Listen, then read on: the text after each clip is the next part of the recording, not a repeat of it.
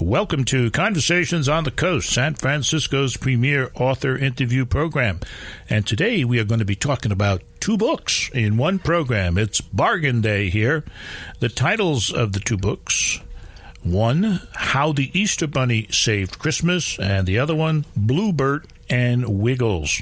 Both books written and illustrated by our guest, Derek Anderson, published by Simon & Schuster Books for Young Readers. Notice how good I was about identifying the publisher. Very good. Welcome aboard, Derek. Nice to have you with us. Thanks a lot. It's great to be here. You know, you're young. Trust me, folks, he's young. Not that young. But you're younger. Never mind how you're younger then. But you've already had a New York Times bestseller children's book. And the title of that was Little Quack. That's right. The duck did it. Now, getting started in this business is not easy, but you, in a sense, go back to a couple, seminal moments. One, a drawing that you did when you were in, I guess, grade school. Kindergarten, actually. Kindergarten, yeah. and for whatever reasons, you were paraded down to the principal's office. It was actually my choosing. Back when I was in kindergarten, I was 5 years old, and I drew the very first picture that I can ever remember drawing. It was a picture of a rabbit. It was actually a picture of the Easter Bunny. And when I finished it, I was so proud. More about the Easter Bunny later. To come. But I finished this drawing, and I was so proud of it because for the first time in my life, I set out to draw something, a bunny, and it turned out looking like what I set out to draw. Bunny. Yeah, exactly. So a reason for excitement in any kid's life. So I was really proud, and I took it down to the principal's office, and he was the authority figure at the moment, and I thought, I'm going to give this to this guy, and his name was Tom Burhow. And I gave him the drawing, and he surprised me because he took the drawing and he hung it on the wall of his office for the rest of the school year, and that was it. That's what did it for me. I mean, from then on, I knew I would be an artist. But before you became an artist in the sense of illustrating children's books, you did some sculpting for Warner Brothers and Disney figurines. Yeah, there was a period. I grew up in Ames, Iowa, actually, and also went to college there, and was trying to decide what I wanted to do with the rest of my life. And I knew I needed to move to a city to get into a community where there were a lot of artists. And Minneapolis is kind of the one for the Midwest. And so my wife and I decided to move up there, and I got a job sculpting Warner Brothers and Disney figurines. It's the strangest job. I actually found it in the paper, which, of all places, you just don't find those kinds of jobs. What do you sculpt them? I mean, what's the medium? Soap? It's well, actually, that's not far off. I don't. It's wax. It's wax. Jeweler's wax, okay. Actually, and it comes in small blocks and big blocks, and we'd use files and little woodworking tools, and it's surprising. I had never sculpted very much, and I went in for a tryout, and they had me carve Daffy Duck, and I could do it, and they said, "You're hired." Ducks were a big thing in your life, Isn't that Derek. strange? Do you have a psychiatrist? Well, I should get one. I don't know. Then at another stage, you really were intent. I mean, your mother brought a bunch of books home from school where she worked with young children, and there was an author's day or something, and you saw these wonderfully illustrated books, and that really got you pointed in the direction of trying to get into the book business. To which end you started mailing one thing after another off to New York. It was a really bombarding New York. Absolutely. It was a tough Derek start. Anderson work. That goes back to college. I was still in college, and I always thought growing up, after I did that bunny rabbit and everything, Charles Schulz was one of my heroes who did Peanuts, obviously. And, I thought I was going to be a cartoonist, and it wasn't until my mom came home. She was a third grade teacher. Came home one day with this stack of children's books, and I just happened to come home from college on the weekend, and I picked one up, and it amazed me, and so I picked up another, and I took them all into the living room and spent the rest of the day, and I had a revelation. I knew by the end of the day, this is what I'm supposed to do, and so it was just a matter then of figuring out how to get in, because this is a tough business. It's not like you go apply for a job somewhere. Well, Simon & Schuster was one of the houses that you bombarded, and I think you even got into a kind of a late stage of presentation, and then they decided not to publish, and that must have been a major disappointment. And then you got your first gig with the Little Quack because they were happened to be looking for an illustrator for that text when you were bothering them. It was the strangest thing. I had been sending off things to New York, all these different publishers for years, and was getting nothing but rejections. I mean, when people say that I could wallpaper a room, well, I'm that guy. You can do it, yeah. I kept them all. So I've got, my stack is as big as anyone's. And I was getting really frustrated. And finally, one day, I sat down and just decided I am going to paint something for me. I'm not going to paint something that I think that the publishers want to see. I'm going to do something that I want to do. And it ended up being a purple gorilla, of all things. A purple gorilla. Well, enough about the travails of the author-illustrator. When we come back, we're going to look at the joys to be found in a book called Burt and Wiggles.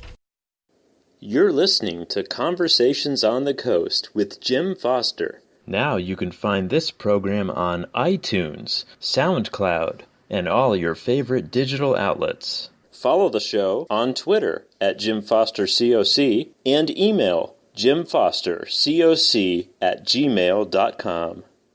Derek Anderson is our guest. He is the author-illustrator of two books that we're talking about today, both published by Simon & Schuster. Burt and Wiggles, which we're going to talk about now, and How the Easter Bunny Saved Christmas, which we'll talk about later.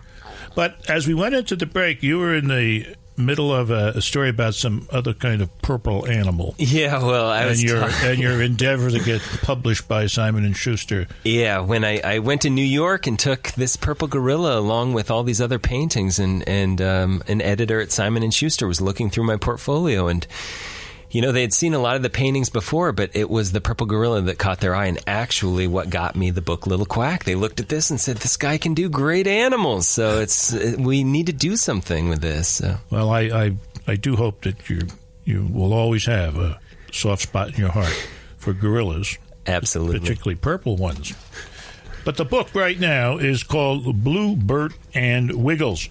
And one of the things that I just noticed when I've been preparing for this interview that Simon & Schuster does, which I think is very nice, that on the title page, I guess you'd call that, they have a summary of the book.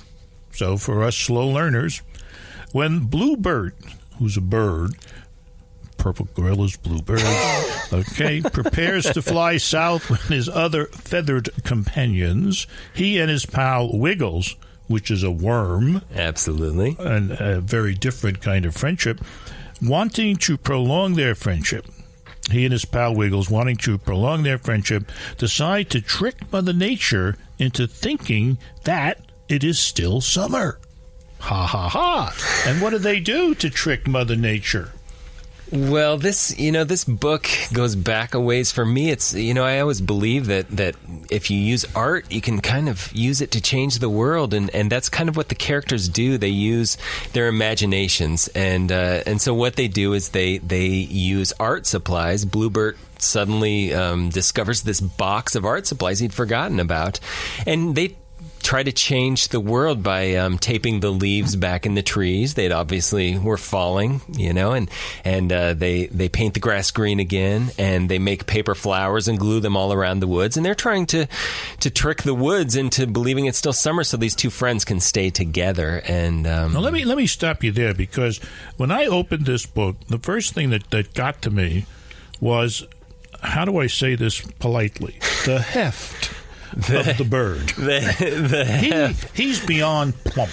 Yeah. Well, I like my characters. I love to play with shapes and all kinds of things. And I don't believe a bird really has to look like a bird. And I don't believe gorillas have to be the color of real gorillas. I think that gorillas can be purple and birds can be all different shapes and sizes as people are.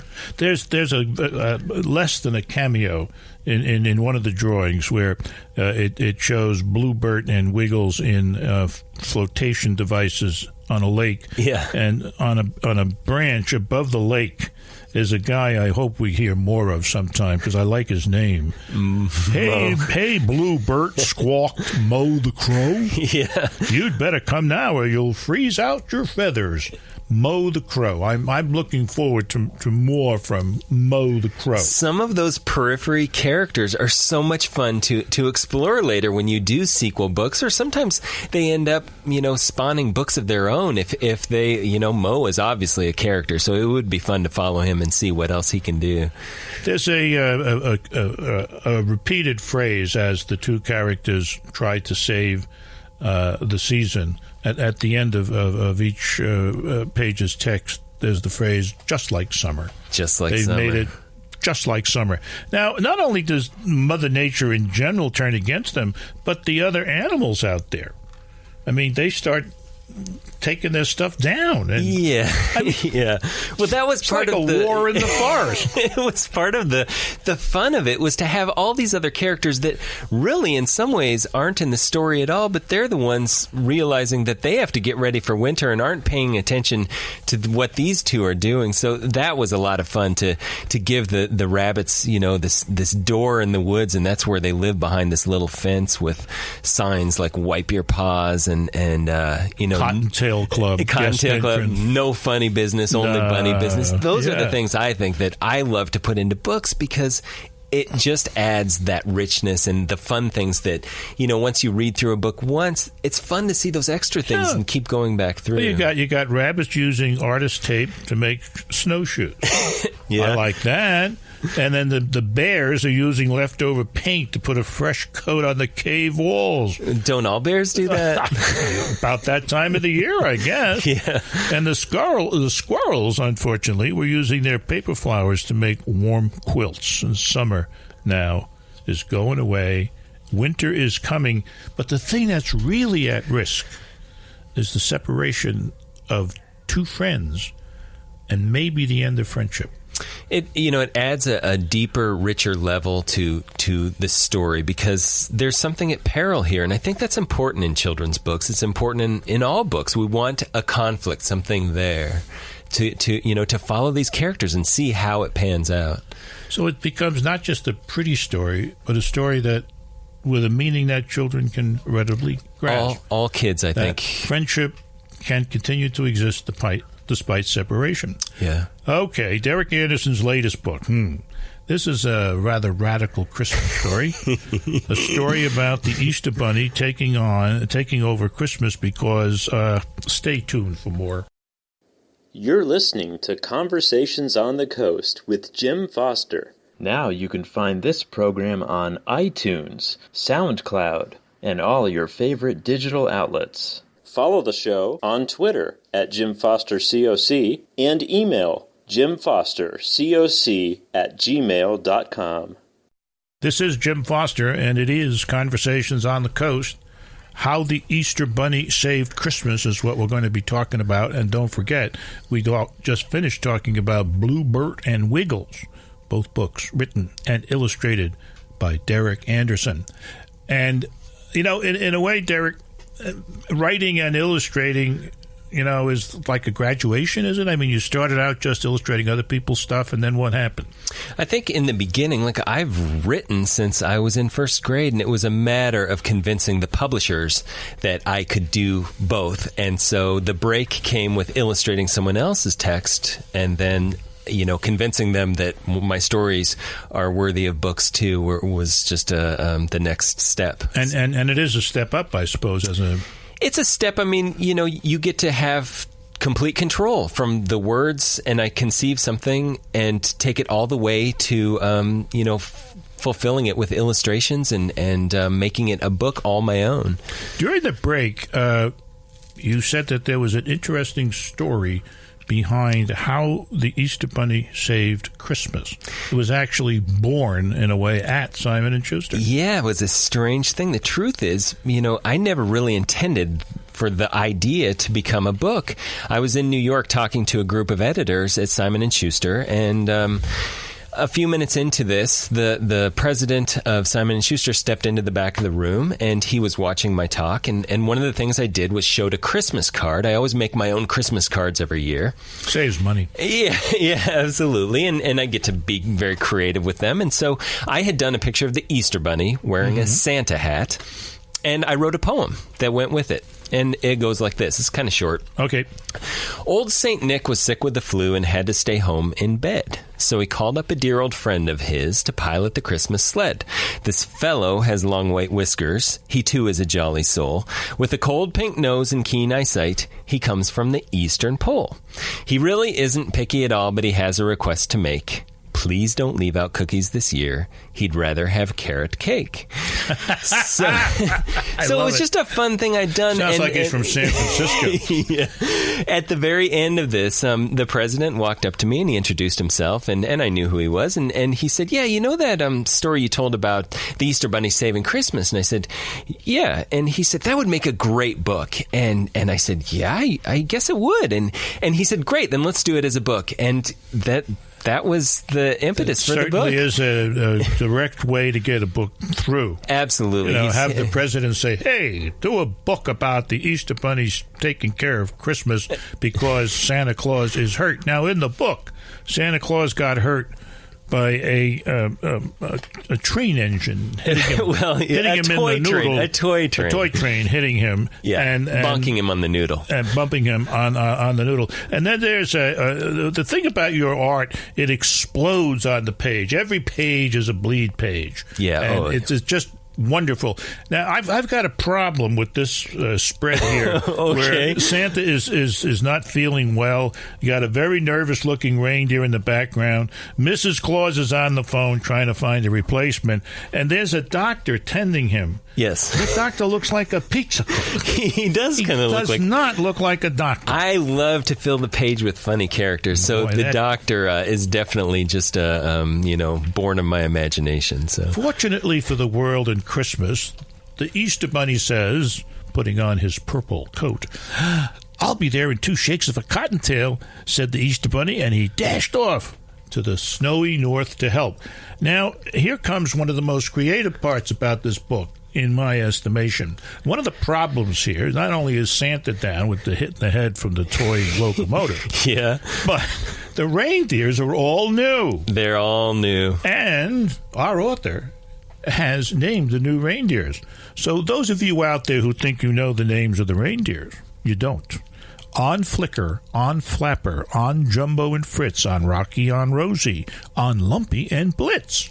And with that, the Christmas sleigh was off. It's what I tell kids, the superpower of the imagination. I get to make up anything I want when it's my book. I get to do whatever I want, and so I created new reindeer, and so there are new reindeer. Yeah, and this dumb bunny can't wait for the door to open up at headquarters and come smashing through the door. Well, he doesn't understand Christmas because he, of course, is at home getting eggs ready for Easter at that time. He tries to make up this crash through the doors, which obviously upset the guys by giving them what do you call those things? He gives jelly beans. Yeah, he tries to make it up to them. Jelly beans. No, reindeer, of course, would like candy canes. Now, things do not go well the rest of the trip until something else important happens.